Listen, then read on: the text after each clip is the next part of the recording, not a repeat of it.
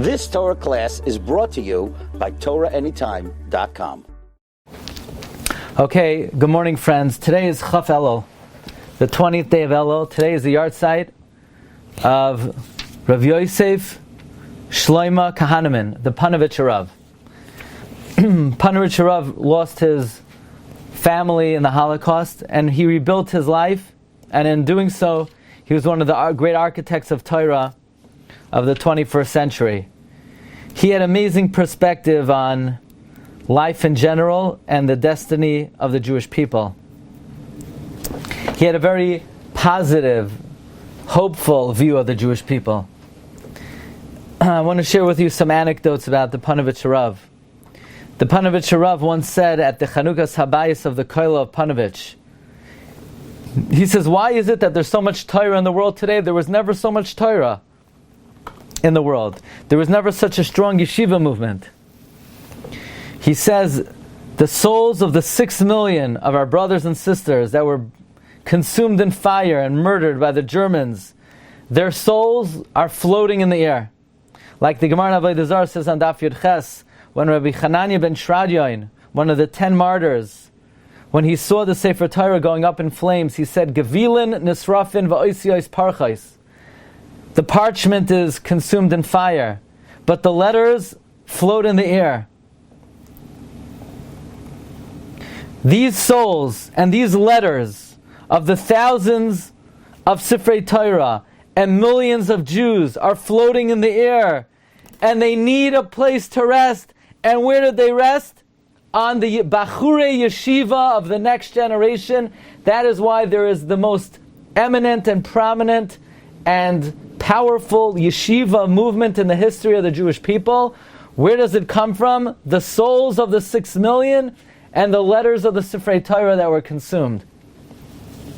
But the reason why this is so moving to me, aside from the fact that my grandfather is a Holocaust survivor, but his father had 10 brothers. They were all killed in the Holocaust. Rabbi Wein tells the story that when he was a rabbi in Miami Beach, the Ponovezher Rav asked him to convene a meeting of young couples. So Rabbi Wein figured he wants to fundraise. He said, young couples, they don't have time. They don't really have money. And the Ponovezher Rav said, just do it. You don't understand. So the next evening, Rabbi Wein gathers 20-something couples. The Ponovezher Rav gets up and he says, 1.5 million Jewish children were killed in the Holocaust. Their souls are floating in the air.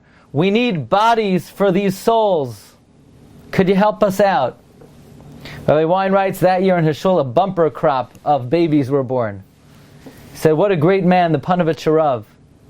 But this was how he viewed the history of the Jewish people. That, there was tragedy, but it was not final. Those souls are waited for a comeback, and they had a form of a comeback. By the way, on a similar note, the Ponovezher Rav once spoke at a bar mitzvah, and he spoke about that our generation is more chashuv than the earlier generation. When the Kloisenberger Rebbe heard that, he didn't quite agree with that. He said what the Ponovezher Rav meant. He said maybe, compared to a very low generation, they're great people today. But anyone who remembers Galicia, Raisha, Varsha, he knows there's no comparison. He says he would think that's what the Ponovezher Rav meant. That because, compared to the lowness of our generation, anyone who learns is very chashuv. That may be the case. I would humbly suggest that what the Ponovezher Rav meant was more literal meaning, in line of what we learned from the Arizal who told Reb Chaim Vital. He would tell Reb Chaim Vital that he is perhaps even more valuable in Shemayim than the earlier generations. Reb Chaim Vital said, what? You know that I don't even come close to the lowest of the earlier generations. And the Arizal said, no, everything is relative to the time you live in. And in our time, the Koyach HaTumah is out of control. and therefore in Shamayim you are even more valued.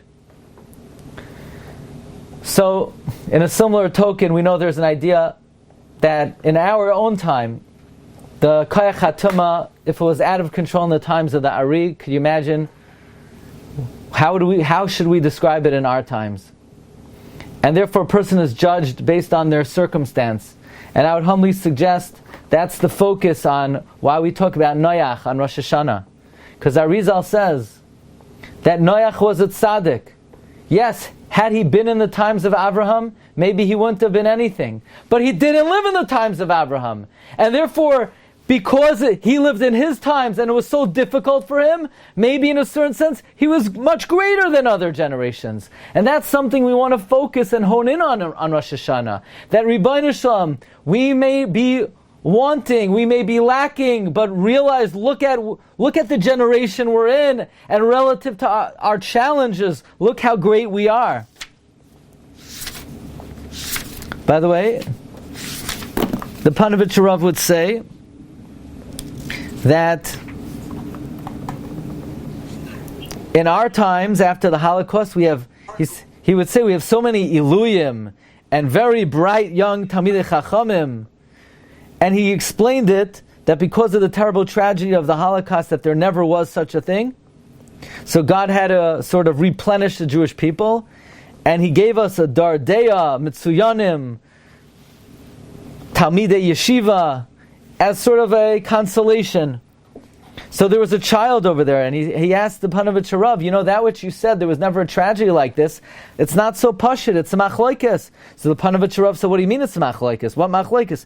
He says, remember the Gemara in Gittin, we find there was a machlokes about Churban Beitar, was it 400 myriads, which are 4 million Jews, or 4,000 myriads, 40 million Jews?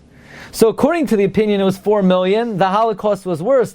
According to the opinion it was 40 million, Beitar was worse. So it's not pashut, there never was a tragedy like this.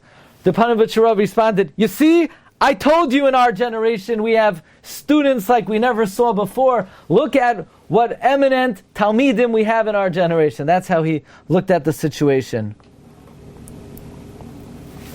And Rav Asher Bergman brings that the Ponovezher Rav, once at a kiddush for a chasan, he articulated the same type of thing, that it's a hashgacha pratis, that in our generation we have Talmidei Chachamim, we have Torah in a way that we never had before in our history. And this is all a consolation for the Jewish people because of what transpired in the time of the Holocaust. If I may,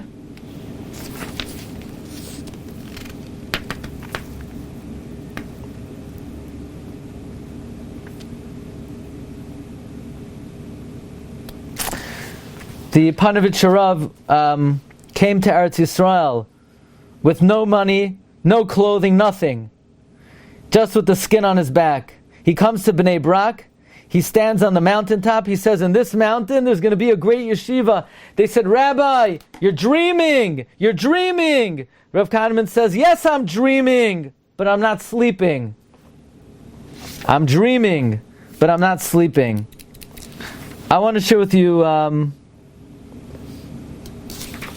remarkable story. Let me just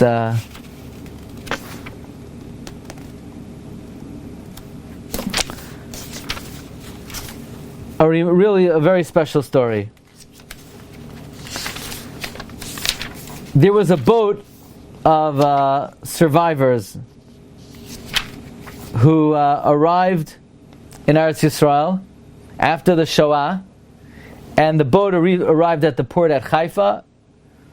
In proximity to Shabbos, they couldn't get to Yerushalayim before Shabbos. They were very despondent.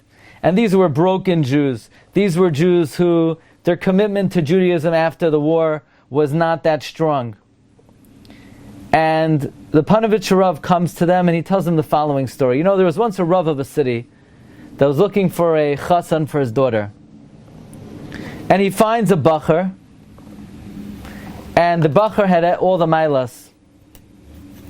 However, it came to his attention that the parents, on the other hand, they were not really Shomrei Torah Mitzvah at all. and the father didn't really come to shul on Shabbos, and the parents were not really Sabbath observant, and the father of the girl was somewhat uncomfortable about going through with the shidduch. He thought about it, and he went through with it. The next day, the father of the chassan says to his wife, I really need to go to the shul to daven with the minyan. It's not right to Arnu Mechutin, his daughter's marrying our son. It's going to make him uncomfortable that I don't go to shul. I should really go to shul. And then he says, I should really start going to Shiurim, because otherwise, what's the Mechutin going to think of us? And slowly, he became Shomer Torah mitzvahs. Says the Ponovezher Rav to the survivors,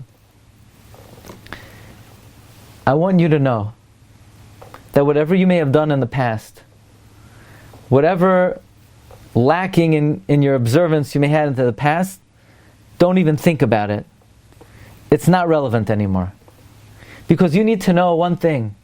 You are now God's mechutan. There is not one of you that was not makriv as a carbon to Hashem. Your son, your daughter, your sister, your brother, your father, your mother. This one sacrificed his parent, his child. You are now all partners with God. And now you need to think, whatever I did in the past, but now, what's my mechutin going to think?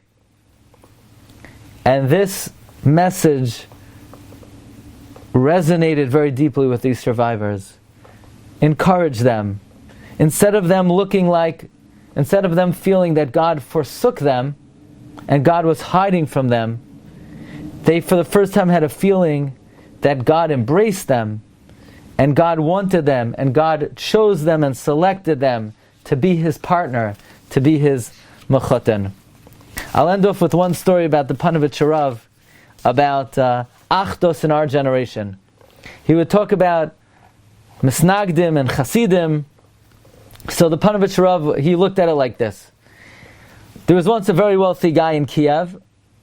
He had sons, daughters, son-in-laws, daughter-in-laws. He made the best shidduchim. And he lived in a palace, and he had different dining halls, milchiks, fleishiks. And the situation developed that, some people in the family like milchiks, some people in the family like fleishiks, that really there were people in the family, they barely saw each other. Because some of them always went to the milchik kitchen, and some of them went to the fleishik dining area. What happened? The father-in-law lost all his money. He had to sell his mansion. He bought a little cottage, and everybody now moved in together. Now that everyone moved in, he doesn't have two dining areas. He has one dining area. Because they can't afford meat, he can't afford milk. All that's being served is bread and salt. So he comes in, he says, my dear children, we have no meat anymore. We have no milk anymore. We got to all eat together. Says the Ponovezher Rav, we live in a Dar Yasaim. Chasidim, they're not Chasidim. Misnagdim, they're not Misnagdim. We're Aniyim ve'evyoinim. If we're Aniyim ve'evyoinim, the least we could do is at least let's eat together at the same table. We don't even have our values anymore. So now there's a responsibility of Achdus more than ever. That's how the Ponovezher Rav would look at Jewish observance, Jewish practice, Jewish history, Jewish destiny, and the future of our people. Rabbi, say have a great day. See everybody later at 8:30 tonight. Thank you very much. Bracha v'atzlacha. Thank you. You've just experienced another Torah class brought to you by TorahAnytime.com.